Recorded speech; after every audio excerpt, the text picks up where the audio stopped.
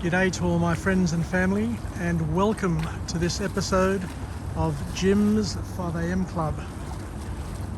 It's Sunday afternoon on Harbourside, and as you can see, we've got the sun setting just below the magnificent Sydney Harbour Bridge.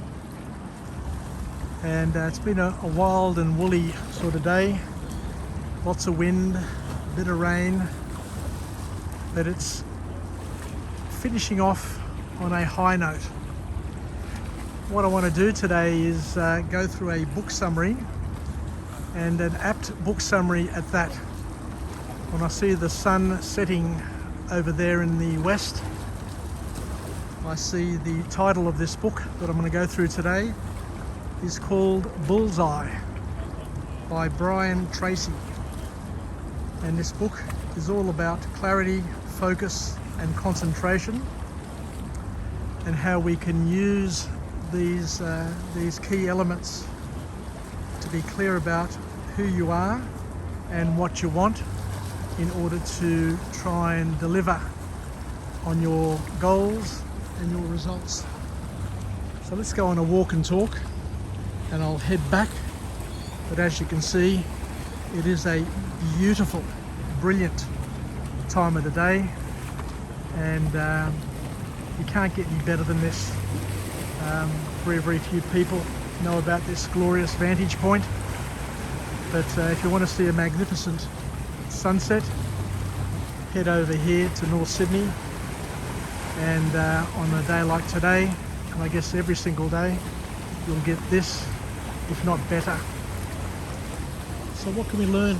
Let's walk and talk and take it step by step and see where it leads us. So Brian Tracy is one of those awesome motivational speakers. He's a management and leadership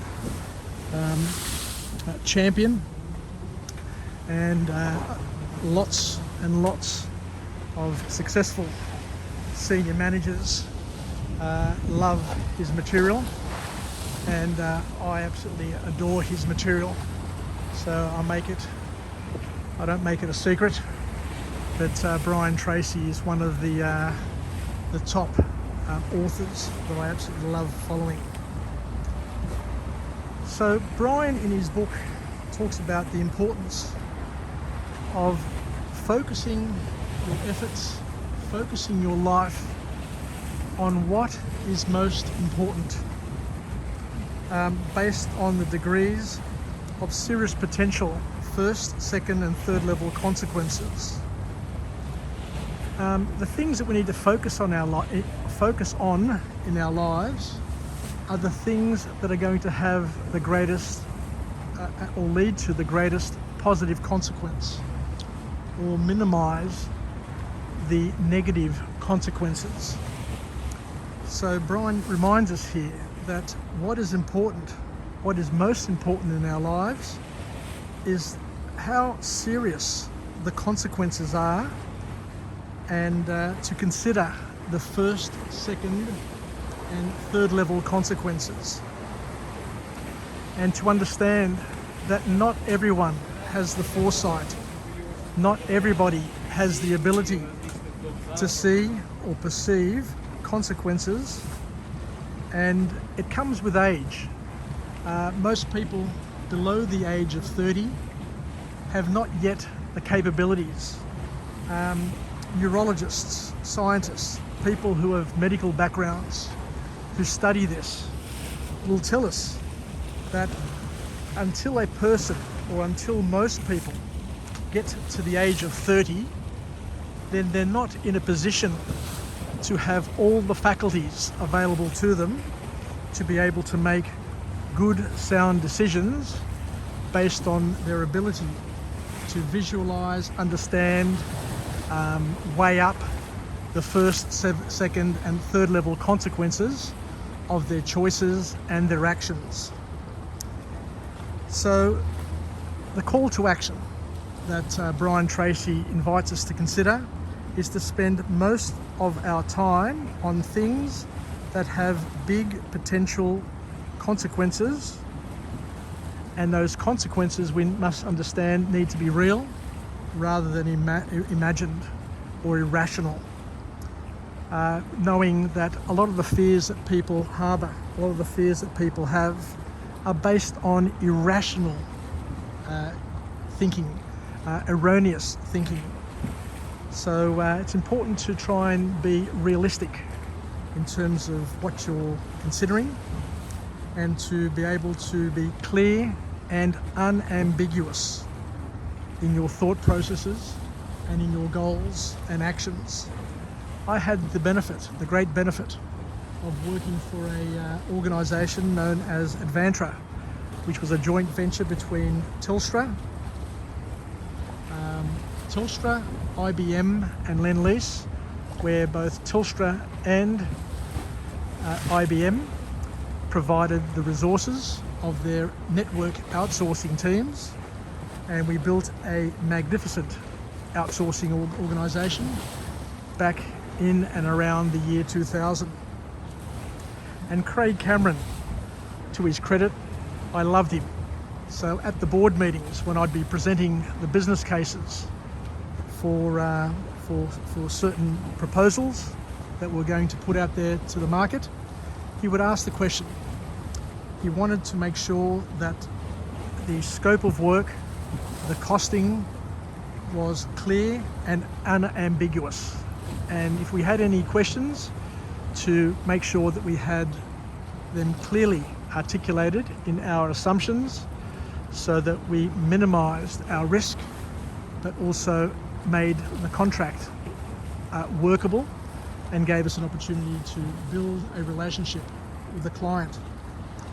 So to be clear and unambiguous is a big thing these days, and a big advantage for all of us to try and incorporate into our daily lives. At the end of the day, the author in this book here, Tracy, reminds us that most people have absolutely no idea of what they want, and they live in a fog which allows them to drift, not knowing where they're going, where they've come from, and how they're going, whether or not they're on track or off track. So the important thing, I guess, from Brian's perspective, is to pull out the big windmill and clear the fog, because clarity is power. And a lot of philosophers, a lot of the ancient Greek philosophers have said time and time again, if you can't explain it, then you haven't understood it well enough. You know, if you can't explain it so that a 4-year-old child can clearly understand what you're saying, then, as Aristotle, I think it was, said, then clearly you don't understand it well enough yourself. And if you don't understand it well enough, if you can't clearly explain something, especially a project, especially a business proposal, or whatever it is, if you can't explain it clearly and unambiguously, then it's destined to fail. So we go on to say here that it's important to understand that there are no unrealistic goals. Tracy reminds us that there's nothing which is unrealistic about goals.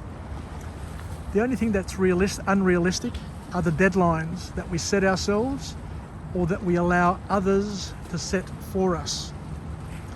We need to plan things, we need to sequence things, we need to chunk them down, prioritize them, go through and understand the 80-20, and just keep on going, get going and keep on going.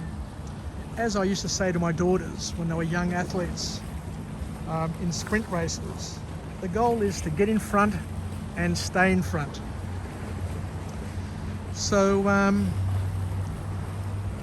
Brian talks here about a couple of concepts where he talks about the 10-goal method, where you basically have 10 goals and you just focus on those 10 goals, and the 3P formula, where your goals need to be personal, positive, and in the present tense.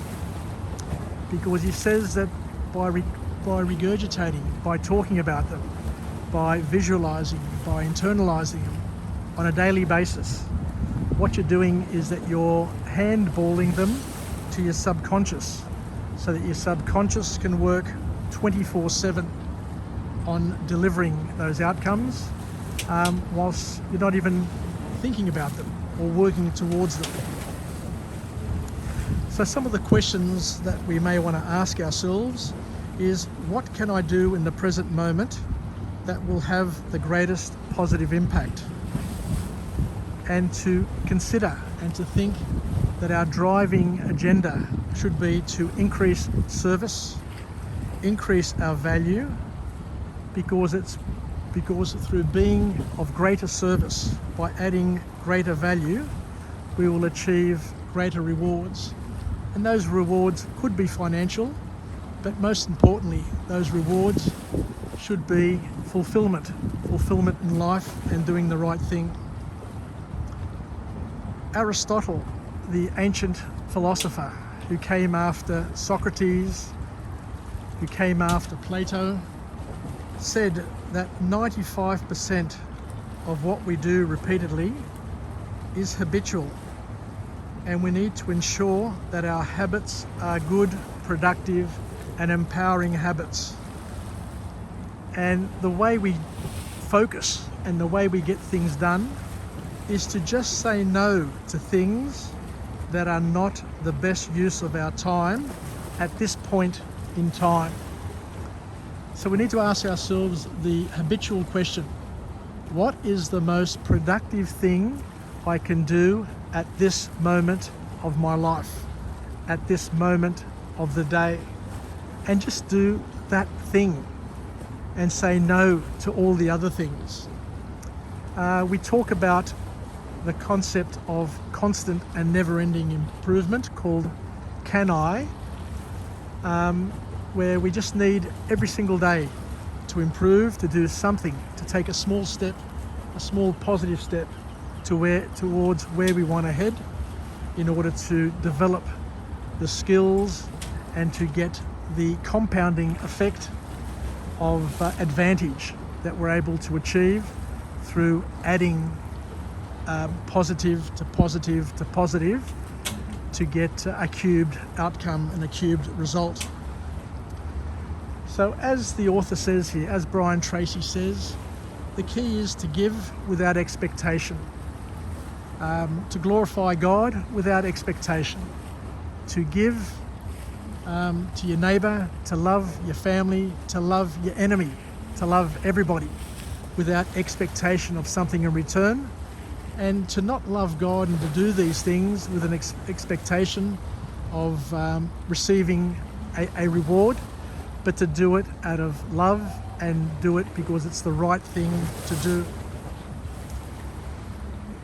What I love about Brian Tracy is he is old school, and he says that we should never criticise, condemn or complain about people or their behaviours, because when God wants to send a gift, he wraps it in a problem.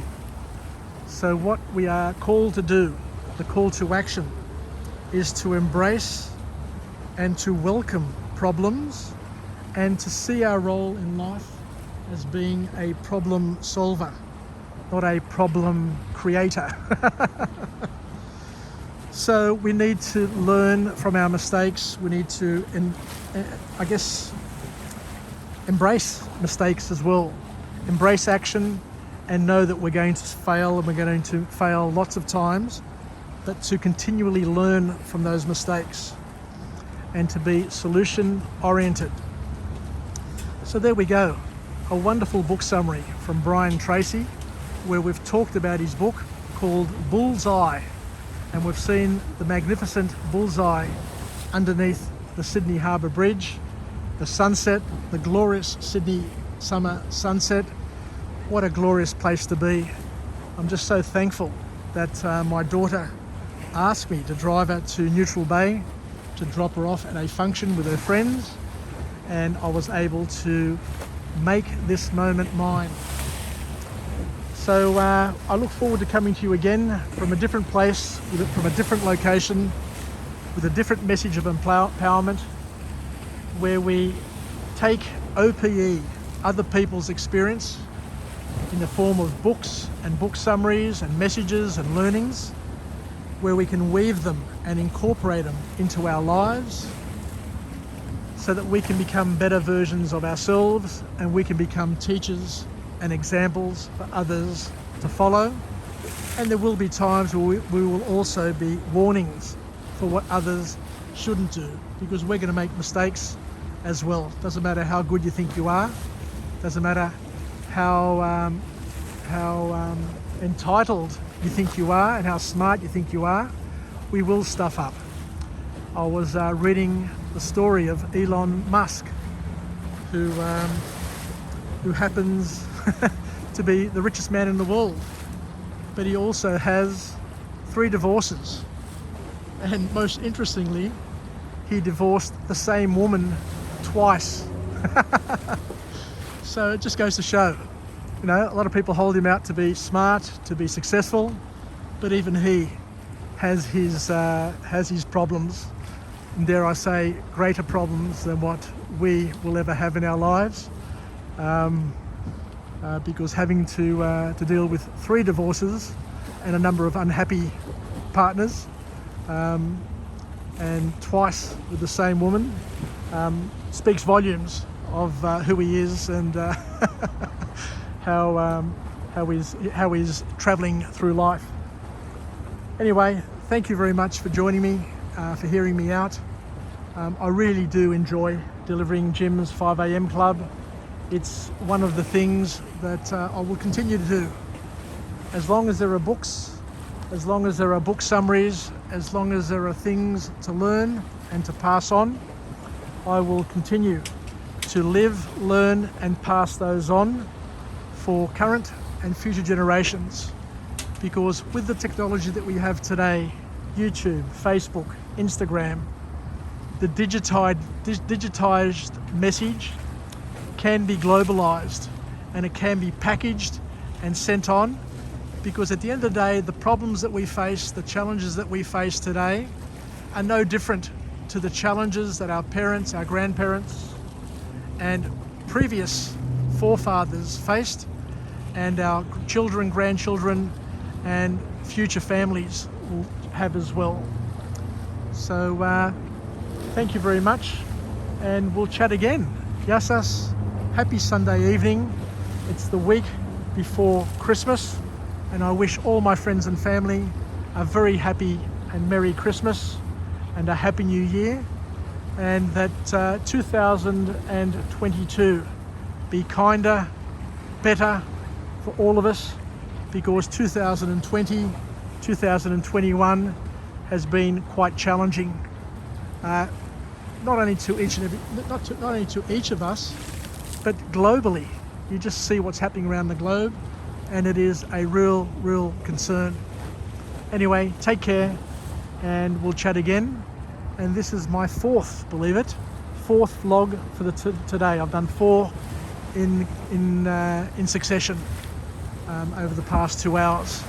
Take care, and all the best, and enjoy yourselves.